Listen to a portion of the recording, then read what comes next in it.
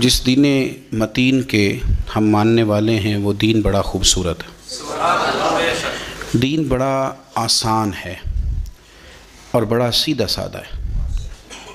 اس کے اندر نہ تکلف ہے، نہ کسی قسم کی کوئی پریشانی ہے، نہ کسی قسم کا کوئی الجھاؤ ہے۔ دین کی تشریحات کرنے والے بعض لوگ اس کی تشریحات اتنی مشکل کرتے ہیں، اور دین پر عمل کرنے والے لوگ بعض اوقات اتنے مشکل احکام کی طرف توجہ کرتے ہیں کہ جو نیا آنے والا آدمی ہے وہ پریشان ہو جاتا ہے۔ کچھ چیزوں کو اتنا مشکل بنا کر پیش کیا جاتا ہے کہ اگر کسی کو بطور مبلغ کے دعوت دین دی جائے تو وہ ڈر جاتا ہے کہ میں اتنا مشکل کام کس طرح کر کے کروں گا۔ میرے نبی کریم صلی اللہ علیہ وسلم کے بارے میں صحیح بخاری شریف میں جو لفظ سیدہ عائشہ صدیقہ رضی اللہ تعالی عنہا سے مروی ہیں، اس میں حضرت عائشہ صدیقہ فرماتی ہیں، اور کثیر محدثین نے اس کو نقل فرمایا ہے، کہ نبی پاک صلی اللہ علیہ وسلم کو اگر دو چیزوں میں سے اختیار دیا جاتا اپنی امت کے لیے کسی چیز کو اختیار کرنے کا، تو رسول پاک صلی اللہ علیہ وسلم ان دونوں چیزوں میں سے جو آسان ہوتی تھی اپنی امت کے لیے اسے اختیار فرمایا کرتے تھے۔ اور سرور کائنات صلی اللہ تعالی علیہ وآلہ وسلم نے جب لوگوں کو بھیجا مختلف علاقوں کے اندر، بعض گورنر گئے، جیسے کہ یمن کے اندر حضرت معاذ ابن جبل گئے، مولا علی شیر خدا گئے، جب مجاہدین گئے، تو نبی پاک صلی اللہ علیہ وسلم نے ان سے فرمایا تھا کہ لوگوں کو خوشخبریاں دینا، نفرت نہ دلانا، لوگوں کو دین کی خوبیاں بتانا، دین کے قریب کرنا، دین سے دور نہ کرنا۔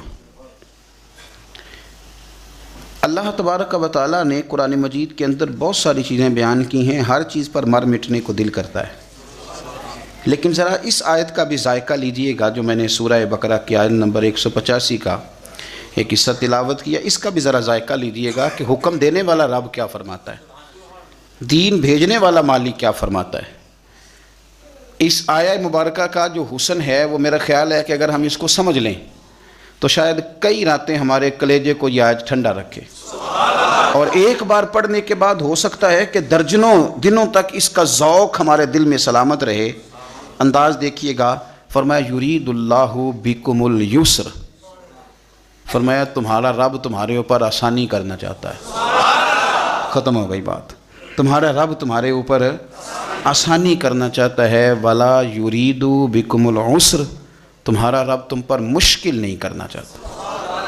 اللہ تمہارے لیے آسانیاں فرمانا چاہتا ہے، تمہارے لیے دشواری نہیں کرنا چاہتا۔ تو جو پیغام دینے والا ہے جب وہ کہتا ہے کہ میں کرنا ہی آسانی چاہتا ہوں، اب آپ میری بات کو سمجھیں، جب مالک کسی پر آسانی کرنا چاہے، جب اللہ ہی اپنے بندوں پر آسانی کرنا چاہے تو پھر مشکل ہو سکتی ہے؟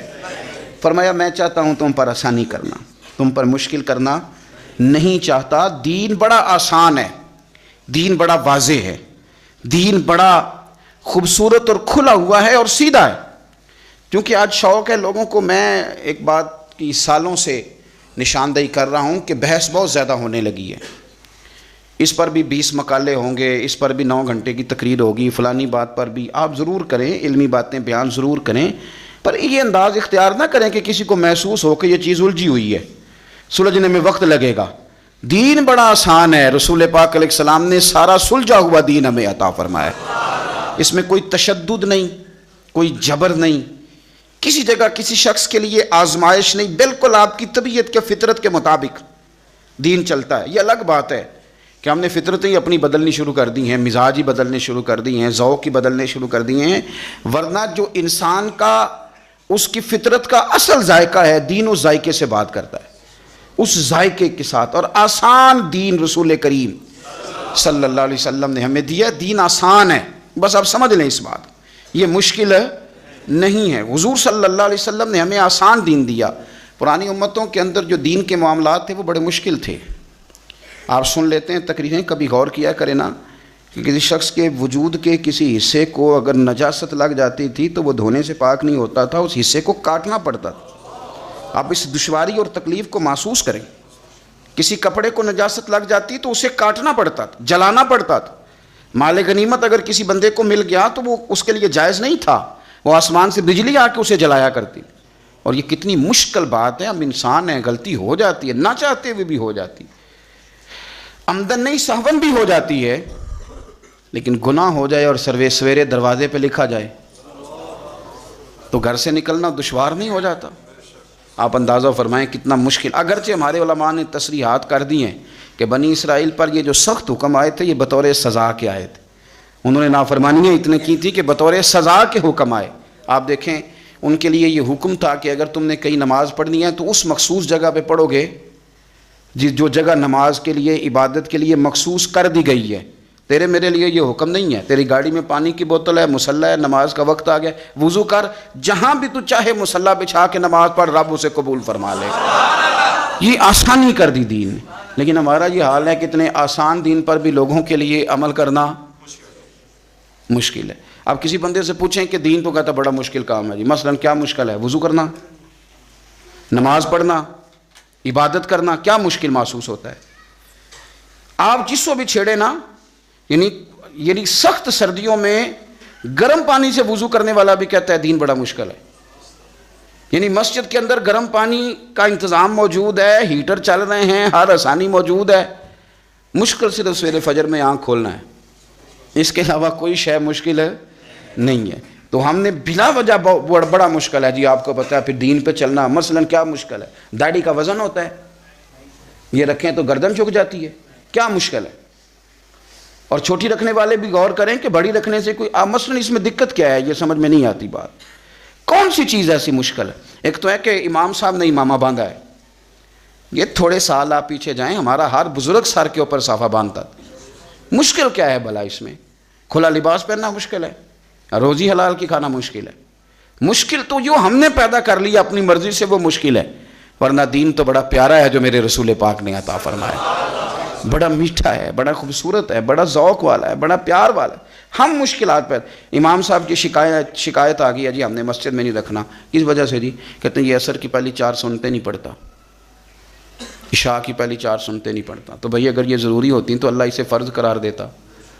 جس کو رب نے فرض نہیں قرار دیا تو کیوں فرض قرار دے رہا ہے؟ مفت میں تو فرض قرار دے رہا ہے. یہ رویہ ہمارا ائمہ مساجد کے ساتھ بھی ہے، پیر صاحب کے ساتھ بھی، اور گھر کے بوڑھوں کے ساتھ بھی یہ رویہ ہے. یہ بندہ بوڑھا ہے، اب بالکل یہ روٹی نہ مانگے، نیا کپڑا نہ مانگے، گھر کے کونے میں رہے، یہ کوئی ایسی بات نہ، کیونکہ یہ غلطی ہے اس کی کہ بوڑھا ہو گیا ہے. نہیں، مجھے ایک صاحب نے کہا کہ میرے دادا جی نے بھی ٹچ موبائل رکھا ہوا ہے. میں نے کہا یار عجیب بات ہے نا، جو چیز تیرے لیے جائز ہے وہ تیرے دادے کے لیے جائز ہے، کیسی عجیب بات ہے. مجھے امید ہے تیرے دادا جی مصطفیٰ کریم کی نعت ہی سنتے ہوں گے، وہ کسی عالم کی بات ہی سنتے ہوں گے، مجھے امید ہے وہ اللہ کا ذکر ہی. آپ کیا بات کرتے؟ ہم جان بوجھ کر وہ مشکلات کیوں پیدا کر رہے ہیں جو رب رسول نے پیدا نہیں کی؟ قصداً ان چیزوں کی طرف توجہ کیوں کرتے ہیں؟ دیکھو عبادت بڑی اچھی بات ہے نا. پیر صاحب بھی وہ والے آج کل لوگوں کو چاہیے ہوتے ہیں جن کو جا کے زبردستی مصلی سے اتارا جائے، وہ والے پیر صاحب لوگوں کو درکار ہو کہتے ہیں ہر وقت. اور میں نے دیکھے ہیں کچھ لوگ اس طرح کے ہیں، بڑی پگڑی باندھو، اس کے اوپر ایک چادر بھی لو اور کسی کونے میں بیٹھ جاؤ، اور جب کوئی ملنے آئے تو تسبیح بھی پکڑ لو، تو اس سے ذرا پیری مریدی صحیح چمکتی ہے. یہ کیا بات ہے؟ لیکن دین اس کی سپورٹ نہیں کرتا. میرے رسول پاک جی تو نے تو تسبیح پکڑ لیا نا کہ کوئی ملنے آیا تو پتہ چلے میں بڑا صوفی آدمی ہوں. اور میرے نبی پاک کا طریقہ کیا ہے؟ کوئی انتظار کر رہا ہوتا تھا تو حضور نماز بھی مختصر فرما دیتے تھے، فرماتے تھے بعد میں پڑھ لوں گا، اب یہ ملنے آیا اسے وقت کی ضرورت ہے. اب میری بات کو سمجھیں، دین نے جو آسانی دی ہے. بخاری مسلم میں حدیث ہے، نبی پاک صلی اللہ تعالیٰ علیہ وسلم کے نا کچھ صحابہ شوق عبادت میں، کچھ متشدد لوگ بھی ہوتے ہیں نا، شوق عبادت میں وہ آ گئے اور حضور صلی اللہ علیہ وسلم کی ازواج مطہرات سے آ کے پوچھا کہ بتائیں نبی پاک نماز کیسے پڑھتے تھے. اب وہ اس شوق میں آئے تھے کہ ہمیں پتہ چلے گا کہ حضور ساری رات مصلی پہ رہتے ہیں. اگرچہ بعض احادیث میں یہ ملتا ہے لیکن وہ کبھی کبھار ہوتا تھا. ان کا خیال تھا کہ ہمیں ملنا چاہیے، حضور ساری رات نماز پڑھتے تھے تو ہم بھی ساری رات پڑھیں. ایک ذہن بنا لیا جاتا ہے نا. اور بعض لوگ سمجھتے ہیں کہ میں نے تھوڑا سا نا 2 قدم بڑھ کے زیادہ نیک بننا ہے. آ کے پوچھا، یہ سیاستہ میں حدیث ہے کہ حضور کتنی نماز پڑھتے تھے؟ تو مومنوں کی ماؤں نے کہا کہ نبی پاک عشاء پڑھ کے آتے تھے، آرام کرتے تھے، تہجد کے وقت اٹھ کے نفل پڑھتے تھے. اب بھی یہ بات سننے کے بعد بھی انہوں نے مشورہ اور کرنا شروع کر دیا. پہلے گئے کہ معلومات کرتے ہیں، جس طرح حضور نماز پڑھتے تھے ہم بھی اسی طرح پڑھیں گے۔ اب جب جواب ان کی مرضی کا نہ آیا، اب انہوں نے کیا کہا؟ کہنے لگے جناب حضور کے صدقے تو اللہ نے اگلے پچھلوں کے گناہ معاف کر دیے، وہ تو پیغمبر ہیں، رسول ہے، معصوم ہے، ہم تو گناہ گار ہیں، حضور تو تھوڑی بھی پڑھیں تو ٹھیک ہے، ہمیں زیادہ پڑھنی چاہیے۔ ایک کہنے لگے میں ساری رات نفل پڑھوں گا، دوسرے کہنے لگے میں تو ہر روز روزہ رکھا کروں گا، تیسرے نے کہا کہ میں شادی نہیں کروں گا، اکیلا ہی رہوں گا، عبادت ریاضت میں رہوں گا۔ اللہ کے رسول صلی اللہ علیہ وسلم نے بات سن لی، اور حضور نے بات سن کے بڑے ٹھنڈے اور بڑے میٹھے انداز میں فرمایا میں تم سب سے زیادہ رب کو جانتا ہوں اور میں تم سب سے بڑھ کر اپنے رب سے ڈرتا ہوں۔ فرمایا میں عبادت بھی کرتا ہوں، آرام بھی کرتا ہوں، میں نکاح بھی کرتا ہوں اور عبادت بھی کرتا ہوں، میں اللہ کی بارگاہ میں بھی حاضر ہوتا ہوں اور حقوق العباد بھی ادا کرتا ہوں۔ فرمایا یہی میری سنت ہے، اس کو اپناؤ گے تو میرے طریقے پہ چلو گے، اور جس نے میرا طریقہ چھوڑ دیا اس کا میرے ساتھ کوئی تعلق نہیں ہے۔ عبادت میں شدت کرنے سے حضور نے منع فرمایا۔ میرے بھائی نبی پاک صلی اللہ علیہ وسلم نے ہمیں آسان دین عطا فرمایا ہے، مشکل نہیں، آسان دین۔ حضرت عبداللہ ابن عمر رضی اللہ تعالیٰ عنہ بڑے نیک آدمی، حضور نے خود کہا بڑے نیک آدمی، انہوں نے ایک دفعہ فیصلہ کیا کہ میں نے روز روزہ رکھنا ہے، ہر روز روزہ۔ آپ تھوڑا سا اس کو سمجھیں کہ اگر بابا جی روز روزہ رکھیں گے تو انہوں نے تو نفل روزہ رکھنا ہے، لیکن جس ان کی بہو نے بیچاری نے رات اٹھ کے بچوں کو دودھ بھی پلانا ہے، ایک دفعہ وہ سحری میں اٹھے گی ان کے اللہ خیر کرے روزے کے لیے، پھر اٹھے گی بچوں کو ناشتہ بنانے کے لیے۔ بابا جی چاہے فجر پڑھ کے 11 بجے تک سوئیں، مشکل ہوتی ہے کہ نہیں ہوتی؟ تو حضرت عبداللہ بن عمر رضی اللہ تعالیٰ عنہ نے ارادہ کیا روز روزہ رکھوں گا، اور وہ رکھنے لگے۔ یعنی روزہ رکھنے کی بھی کوئی شکایت ہوتی ہے، لیکن ان کے گھر والوں نے شکایت بھیجی کہ حضور روز روزہ رکھتا ہے۔ حضور نے بلایا اور میرے نبی پاک صلی اللہ تعالیٰ علیہ وسلم فرمانے لگے تمہیں پتہ ہے ایک نیکی پر اللہ 10 کا اجر دیتا ہے؟ یا رسول اللہ دیتا ہے۔ فرمایا تو مہینے میں 3 روزے رکھا کر، ایک روزے پر اللہ 10 روزوں کا ثواب دے گا، تو 3 رکھنا پورے مہینے کا ثواب مل جائے۔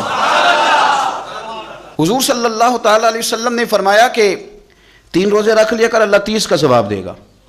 حضرت عبداللہ ابن عمر بعد میں پچھتایا کرتے تھے، فرماتے تھے مجھے اس پر اکتفا کرنا چاہیے تھا، لیکن میں نے عرض کیا اور ادب سے عرض کیا، میں نے کہا یا رسول اللہ میں اس سے زیادہ بھی طاقت رکھتا ہوں۔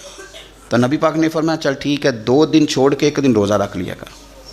میں نے عرض کی یا رسول اللہ صلی اللہ علیہ وسلم میں اس سے زیادہ بھی طاقت رکھتا ہوں۔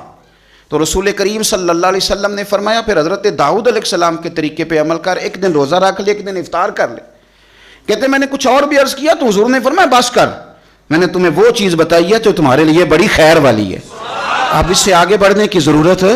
یعنی روز روزہ دیکھیں نا، روزہ رکھنے کی بھی کوئی شکایت ہے، لیکن یہ دین اتنا مشکل نہیں جتنا ہم اس کے لیے مشکلات پیدا کر لیتے ہیں۔ حضرت زینب رضی اللہ تعالیٰ عنہ نے مسجد نبی کے 2 ستونوں کے درمیان رسی بندھوا دی تھی کہ جب تھک جاؤں گی نا میرے سے کھڑا نہیں ہوا جائے گا تو میں رسی کے ساتھ لٹک جاؤں گی، پر میں نے نفل زیادہ پڑھنے ہیں۔ حضور کی اہلیہ محترمہ نے کہ میں یہاں لٹک جاؤں گی پر میں نفل زیادہ پڑھنے ہیں۔ اب بظاہر تو بڑا پیارا کام لگتا ہے نا، کہتے ہیں فلانے صاحب میں مصلی پہ ہی رہتے ہیں، میں نے نفل زیادہ پڑھنے۔ تو نبی پاک صلی اللہ علیہ وسلم نے فرمایا رسی کھول دو، جتنے تمہیں جاگتے جاگتے پڑھے جائیں نا اتنے پڑھ لیا کرو، باقی وقت آرام کیا کرو۔ یہ دین اس طرح آپ اس کے تقاضوں پہ دیکھیں، ہم نے نا اتنا مشکل کر دیا اور اتنا مشکل کر دیا، ہم نے بزرگوں کی باتیں آپ کو بتائی ہیں کہ وہ 40 سال عشاء کے وضو سے فجر پڑھتے تھے، پر وہ مستحب عمل ہے، وہ فرض نہیں ہے، وہ واجب نہیں ہے۔ اس کا یہ معنی نہیں ہے کہ اب آپ کہیں کہ یہ چونکہ ساری رات پڑھنے پڑتے ہیں 40 سال پڑھنے۔ مجھے ایک صاحب کہنے لگے میں نے سنا ہے کہ تہجد شروع کر لو تو پھر ہمیشہ پڑھنی پڑتی ہے۔